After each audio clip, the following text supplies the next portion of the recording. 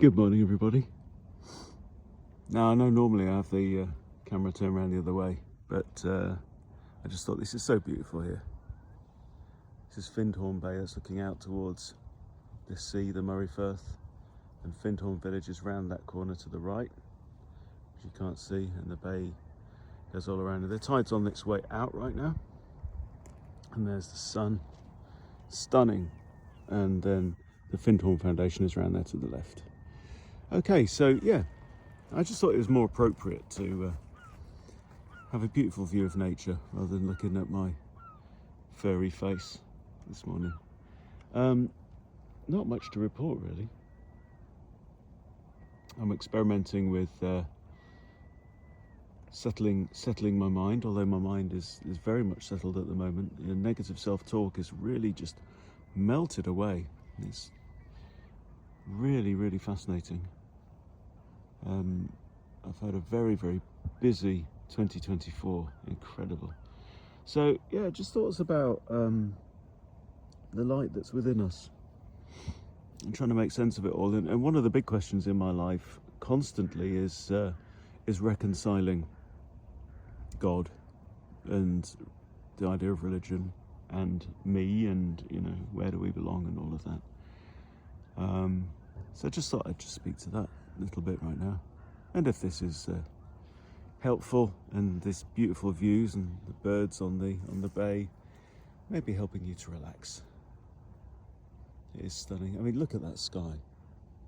Look at that sky. Flying high, I'm a bird in the sky. I'm an eagle that flies on the breeze. That song has come up a couple of times recently. It actually came up on my playlist as well when I started my walk this morning. So, thinking about that light, the light that is inside of us. And surely, one thought is, if you can connect with the light that's inside you, you've got everything you need. At least on one level. As long as you've got food in your belly and a roof over your head and your Maslow's hierarchy of needs, your basic requirements are met. But it is what's most important, because you can be poor and know the light inside you, and you can be rich and know the light inside you. But as the Beatles said, money can't buy me love. Yeah, you can be rich and not know the light that's inside you. So there's a lot of exploration to be done into what is the light with regard to the divine, with regard to heaven.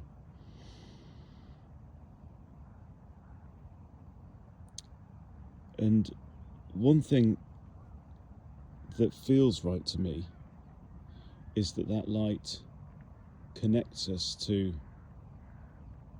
something greater, whatever you want to call it. And I know I've talked a lot in the past about the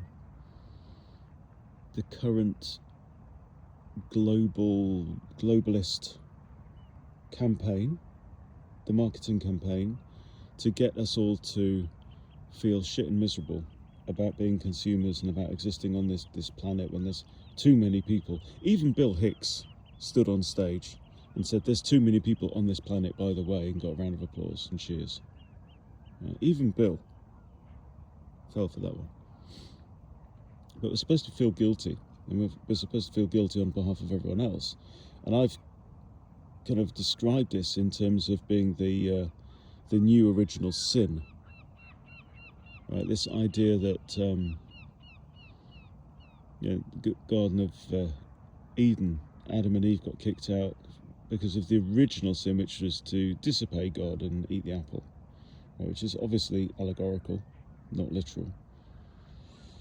And that worked for the church for thousands of years, just about 2,000 years. Because actually, that doctrine was around, I guess, in Judaism as well.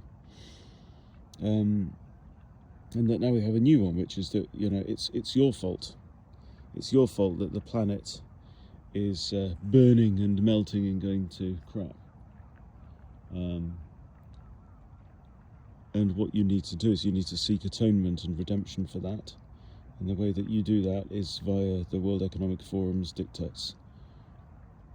You have to agree to 15-minute cities and giving up our cars and giving up our meat and giving up our milk and, you know, central bank digital currency and digital IDs that tell you what you can and can't spend your money on. Now, 30 years ago, I might have thought that was a great idea. I no longer think that's a great idea. I think that anything that points to technocratic control and the removal of basic human freedoms cannot be a good thing. But there's, even in like the evangelical tradition as well, this idea that that we're all sinners, we're constantly sinning, and we're not perfect, and we need redemption. I get it on a level, but to focus on that, I think, is focusing your attention away from the truth, which is that there is a source of light inside you. You know, Jesus said the kingdom of God is within you, right? And this idea that you need something from the outside to come in and to redeem you, to make you okay again, is in some way perverse. And it's just the same as thinking, I need the coffee or the sugar in order to get through the day. But what if it's already there? What if it's already within you? The kingdom of God is within you. And does it really matter what you think the kingdom of God is? It's like, you're a part owner, you know? You've got it within you. And you don't need a man in a frock to interpret what that means for you. You get to decide what it means. If you want it to mean anything, it's like, why do we have to attach meaning to everything? It's just the way it is. So there you go. Thoughts for the day on from a beautiful bay. Have a great day.